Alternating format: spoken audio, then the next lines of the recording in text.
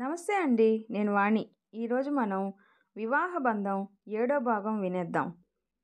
జాహ్నవి కోపంగా, నేను ఎవరితో మాట్లాడుతున్నానో తెలిసే మాట్లాడుతున్నాను. నేను మీరు ప్రేమించాను అని చెప్తే మిమ్మల్ని నమ్మి పిచ్చిదానిలా మోసపోయిన సారిక చెల్లెలను. ఆకాష్కి ఏం చెప్పాలో తెలియక మౌనంగా ఆలోచిస్తూ నిలబడి ఉన్నాడు. అప్పుడే స్వప్న వస్తూ, జాహ్నవి, తను ఇక్కడికి ఎందుకు వచ్చాడు అనే కదా నీ అనుమానం? మీ అక్క కోసం కాదు, తన ఫ్రెండ్ కోసం వచ్చాడు. జాహ్నవి, ఏమంటున్నావు స్వప్న? తను రోహిత్ ఫ్రెండా? అవును జాహ్నవి, మీ అక్కను పెళ్లి చేసుకోకపోతున్న రోహిత్ గారికి ఫ్రెండు. అందుకే సార్ ఇక్కడికి వచ్చారు. లేకపోతే ఎందుకు వస్తారు?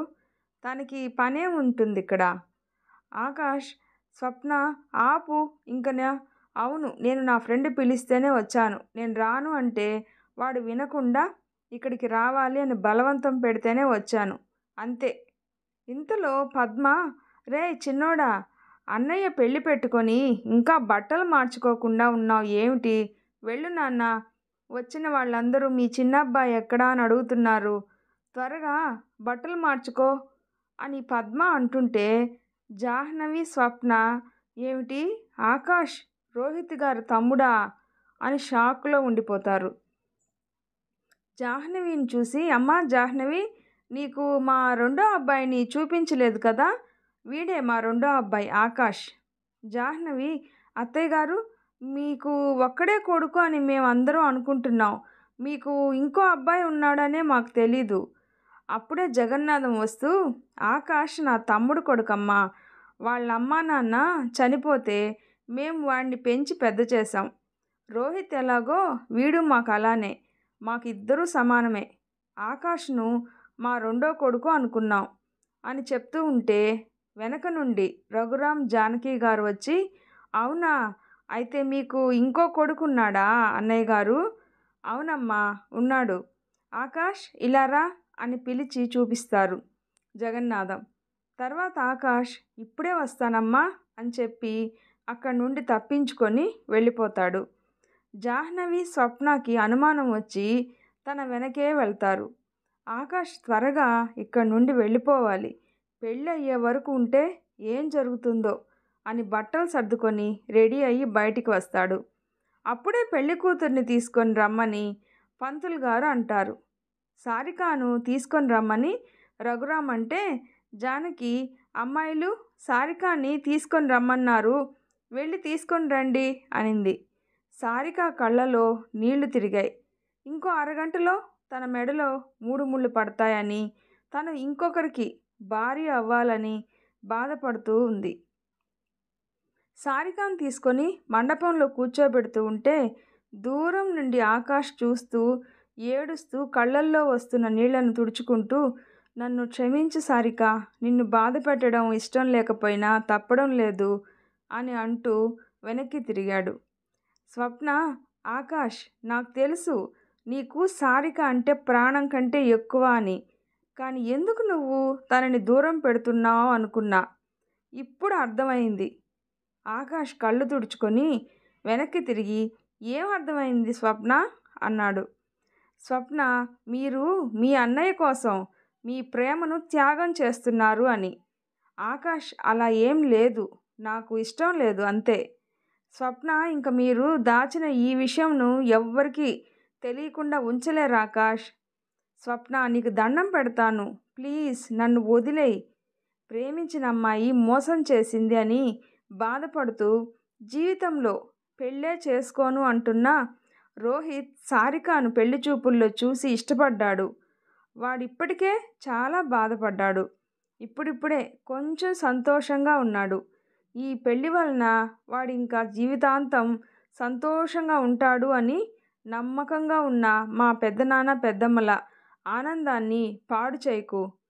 స్వప్న, ఓహో, మీ అన్నయ్య కోసం, మీ కుటుంబం కోసం మీకెంతో ఇష్టమైన ప్రాణంగా ప్రేమించిన అమ్మాయిని కూడా వదిలేస్తారా? సారిక కంటే వాళ్లే ఎక్కువ?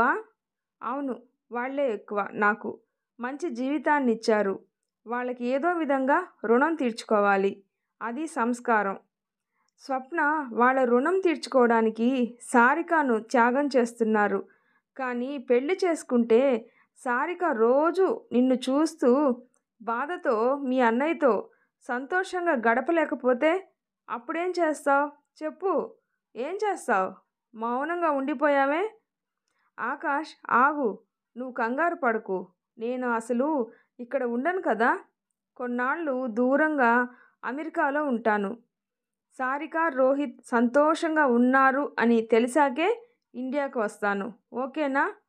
స్వప్న, అమెరికా ఏమిటి? ఆకాష్, ప్లీజ్, నీకు ఎలా చెప్పాలి? అయ్యో అని తల పట్టుకుంది. ఎలా చెప్పాలో తెలియకపోతే వదిలేయండి, నేను వెళ్తున్నాను అన్నాడు. స్వప్న, ప్లీజ్ ఆకాష్, నా మాట విను ఆకాష్. సారిక నీపై ఎంత ప్రేమ పెంచుకున్నది నీకు తెలుసు కదా. నువ్వే అనేవాడివి నాతో చాలాసార్లు, తను నేను లేకపోతే ఏమైపోతుంది అని. మరిప్పుడు తన గురించి ఆలోచించకుండా అసలు మీరు ఎందుకు ఇలా మారిపోయారు? ఆకాష్, చూడు స్వప్న, నువ్వేం చెప్పినా నా మనసు ఇంకా మారదు. తనతో కలిసి బ్రతకలేకపోయినా తనతో గడిపిన క్షణాలను, తను మాట్లాడిన మాటలు తలుచుకొని ఈ జీవితం తుది శ్వాస వరకు గడిపేస్తా అని వెళ్ళిపోతాడు. స్వప్న, ఆకాష్ ప్లీజ్ ఆగు, నా మాట విను. ఇప్పుడు కూడా సమయం మించిపోలేదు. ఇప్పుడు సారికాను వదులుకుంటే జీవితాంతం బాధపడతావు. ఒక్కసారి ఆలోచించండి అని చెప్తున్నా వినకుండా రోహిత్కి, పెద్దనాన్న పద్మలకి చెప్పి టైం అయిపోతుందని, పెళ్ళి అయ్యే సమయంలో అక్కడ ఉండకూడదు అని అమెరికాకి వెళ్ళిపోతాడు. ఆకాష్ అమెరికాలో చదువులో పడి సారికాను మర్చిపోవాలి అనుకుంటాడు. కానీ తనకి ప్రతి క్షణం ఎక్కడికి వెళ్ళినా, ఎటు చూసినా తను పక్కనే ఉన్నట్లు అనిపిస్తూ ఉంటుంది. ఎవరిని చూసి సారిక అని దగ్గరికి వెళ్ళి భ్రమ అని, తనని మర్చిపోలేకపోతున్నా అని ఏడుస్తాడు. ఒకరోజు తనతో పాటు ఉండే స్నేహితుడు వరుణ్, నువ్వెప్పుడు ఏదో ఆలోచిస్తూ ఉంటున్నావు, మాతో కలవలేకపోతున్నావు, ఏమైంది చెప్పు? నువ్వు ఏదో విషయంలో బాగా ఆలోచిస్తూ సఫర్ అవుతున్నావు అని అడుగుతాడు. ఆకాష్, ఏం లేదు, అమ్మా నాన్న గుర్తొచ్చారు అంతే. వరుణ్, అది కాదు, నువ్వు రోజు మీ వాళ్ళతో ఫోన్లో మాట్లాడుతూనే ఉంటావు సంతోషంగా, వేరే ఏదో ఉంది. నా ఆలోచన ప్రకారం నువ్వు ఒక అమ్మాయిని ప్రేమించావు కదా. ఆకాష్ సైలెంట్గా చూశాడు. వరుణ్ మాట్లాడకుండా మౌనంగా ఉన్నావు అంటే నేను చెప్పింది కరెక్టే కదా. ఆ అమ్మాయి నిన్ను ప్రేమించాను అని చెప్పి నీతో తిరిగి చివరికి నిన్ను మోసం చేసి ఇంకొకరితో వెళ్ళిపోయి ఉంటుంది, అంతే కదా. ఆకాష్ కోపంతో వరుణ్ షర్టు పట్టుకొని తన గురించి తప్పుగా మాట్లాడితే చంపేస్తాను అని అన్నాడు. వరుణ్ సైలెంట్గా అలా చూస్తూ ఉండిపోయాడు. ఆకాష్ చేతులు తీస్తూ, నువ్వు అనుకున్నట్టు కాదు, తను నా కోసం ప్రాణాలు కూడా ఇచ్చే రకం. నేనంటే పిచ్చి. నా మీద తను పెంచుకున్న ప్రేమ మాటల్లో చెప్పలేను. నాకు జీవితంలో ఎవరితో ఎలా ఉండాలో నేర్పించింది. తనతోనే జీవితం అంతా కలిసి ఉండాలని అనుకున్నాను. కానీ అన్న ఆకాష్తో వరుణ్, కానీ ఏమిటి, మరి ఏమైంది తర్వాత? మీరిద్దరు ఎందుకు దూరంగా ఉన్నారు చెప్పు? కానీ కొన్ని పరిస్థితులు మా ఇద్దరిని దూరం చేశాయి అంతే. తనను మర్చిపోవాలి అనే ఇక్కడికి చదువు పేరుతో కుటుంబానికి దూరంగా సప్త సముద్రాలు దాటి ఇక్కడికి వచ్చేసాను. కానీ ఎంత దూరం వచ్చినా మనం ఎక్కడున్నా మన మనసులో ఉన్న వ్యక్తిని త్వరగా మర్చిపోలేము అని ఇక్కడికి రాగానే అర్థమైంది. వరుణ్, అయ్యో, ఇప్పుడు తను ఎక్కడుంది? ఆకాష్, మా ఇంట్లోనే ఉంది. వరుణ్, మీ ఇంట్లో ఉండడం ఏమిటి? అస్సలు అర్థం కాలేదు. తనిప్పుడు మా అన్నయ్య రోహిత్ భార్య. వరుణ్, ఏమిటి, నువ్వు ప్రేమించిన అమ్మాయిను మీ అన్నయ్య పెళ్లి చేసుకోవడం ఏమిటి? నాకు ఫుల్ కన్ఫ్యూజన్గా ఉంది, క్లారిటీగా చెప్పు. ఆకాష్ జరిగిన విషయం చెప్పేసరికి వరుణ్ అలానే ఒక్కసారిగా కూర్చొని తల పట్టుకున్నాడు. వరుణ్, నాకు అర్థమైంది ఆకాష్. మీ అన్నయ్య ప్రేమలో మోసపోయాను అని బాధపడుతూ పెళ్లి చేసుకోను అని అంటే నువ్వు తన జీవితం ఎటుపోతుందో అని కంగారు పడిపోయి ఆ సమయంలో సారికాను పెళ్లి చూపుల్లో ఇష్టపడి పెళ్ళి వద్దా అనేవాడు పెళ్ళికి ఒప్పుకున్నాడు అని నువ్వు తన కోసం త్యాగం చేశావు, అంతే కదా. ఆకాష్ భుజాలపై చేయి వేస్తూ, నిజంగా నీలాంటి వాళ్ళు ఎక్కడో ఉంటారు. నీకు ఇంత మంచి జీవితం ఇచ్చిన మీ పెద్దనాన్న కుటుంబం సంతోషం కోసం నువ్వు ప్రేమించిన అమ్మాయినే త్యాగం చేశావు. నీ మనసు చాలా గొప్పదిరా అని గుండెలకి హత్తుకొని, నీలాంటి స్నేహితుడు దొరకడం నా అదృష్టం అన్నాడు. ఆకాష్, అంత లేదులేరా, మా పెద్దనాన్న పెద్దమ్మ పంచిన ప్రేమతో పోలిస్తే నేను చేసింది చాలా తక్కువ. వరుణ్, సర్లే మరి, నువ్వు ఆ అమ్మాయిని మర్చిపోలేకపోతున్నావు కదా, ఏం చేస్తావు? ఆకాష్, అదే అర్థం కావడం లేదురా, నువ్వే ఏదో ఒక మార్గం చెప్పు. నేను ఇంక తన గురించి ఆలోచించకూడదు. తను నాకు వదిన. ఇప్పుడు ఏం చేస్తే నేను తన ఆలోచనల నుండి బయటపడగలను? అప్పుడే ఆకాష్ ఫోన్ మోగింది. వరుణ్ ఆలోచిస్తూ అప్పుడే దూరంగా కొత్తగా పెళ్లి చేసుకొని హనీమూన్కు వచ్చిన జంటను చూసి వరుణ్కి ఒక ఆలోచన వచ్చింది.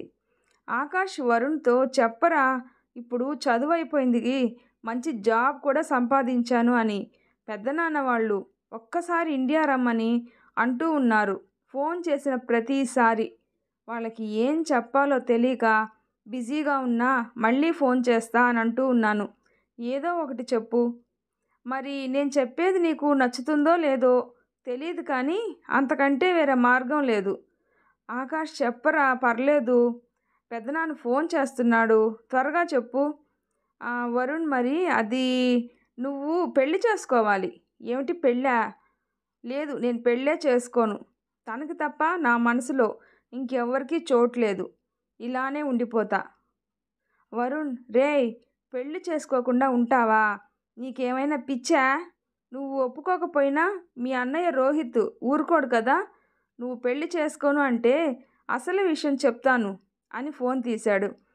ఆకాష్ పరుగులు పెడుతూ, రే వద్దురా ప్లీజ్, వాళ్ళకి ఈ విషయం ఎప్పటికీ తెలియకూడదు, నా మాట విను. హలో, రోహిత్ ఉన్నాడా అండి? ఉన్నారండి, ఇస్తాను, లైన్లో ఉండండి అని వెళ్ళి పిలుచుకొని వస్తుంది.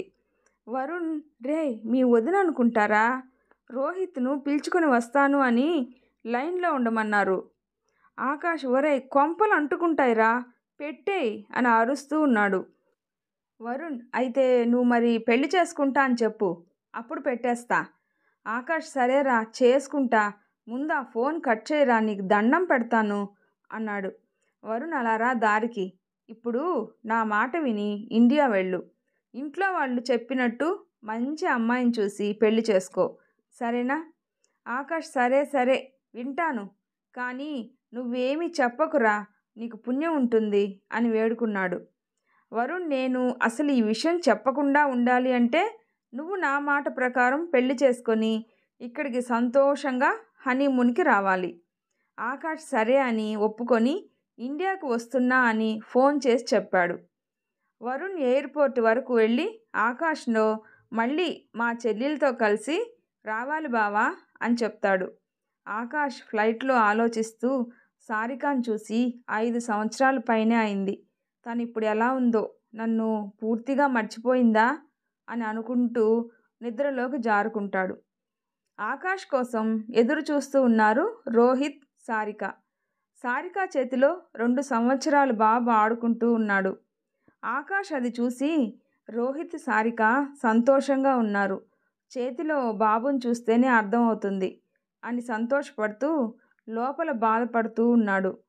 ఏదో కోల్పోయాను అనే బాధ తనలో బయటికి చెప్పుకోలేక సతమతం అవుతూ ఉన్నాడు. రోహిత్ ఆకాశం చూసి తనకు ఎదురు వెళ్ళి, ఎన్నాళ్ళయిందిరా నిన్ను చూసి, ఎలా ఉన్నావు, అక్కడంతా బాగానే ఉందా అని అడుగుతూ ఉన్నాడు. ఆకాష్, చాలా బాగుందన్నయ్య, చదువు పూర్తి అవగానే మంచి జాబ్ కూడా వచ్చింది అని ఉండిపోయాను, మీరు చూడాలి అని అంటే మీకోసమే వచ్చాను. పెద్దనాన్న పెద్దమ్మ ఎలా ఉన్నారు? రోహిత్, బాగానే ఉన్నారు, నీ గురించే ఆలోచిస్తూ ఉన్నారు, నువ్వు ఎప్పుడు వస్తావా అని. తర్వాత ఏం జరుగుతుందో నెక్స్ట్ పార్ట్లో తెలుసుకుందాం. వీడియో నచ్చితే ప్లీజ్ లైక్ చేసి షేర్ చేయండి, సబ్స్క్రైబ్ చేసుకోండి. స్టోరీ ఎలా ఉందో తప్పకుండా కామెంట్ చేయండి. Thanks for listening.